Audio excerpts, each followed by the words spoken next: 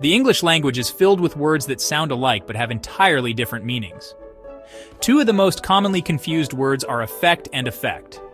While they may seem interchangeable, their proper usage depends on the context and the grammatical role they play in a sentence.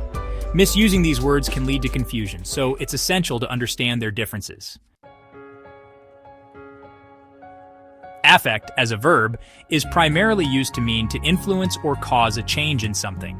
It serves the role of an action word or verb and signifies having an impact or influence on something.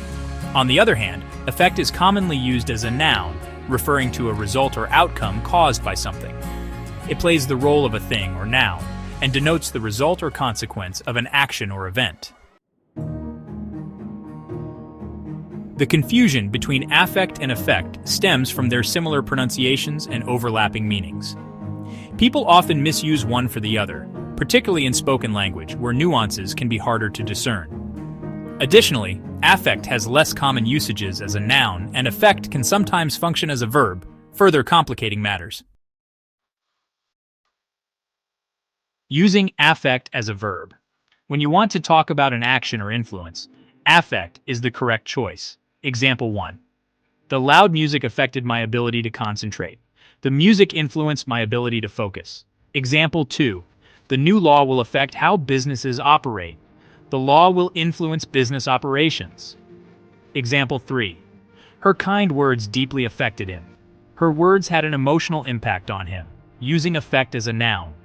When discussing a result or outcome, effect is the right word. Example 1. The medicine had a calming effect on the patient. The medicine produced a calming result. Example 2. The new policy will have a significant effect on the economy. The policy will cause a major outcome in the economy. Example 3. His speech had a profound effect on the audience.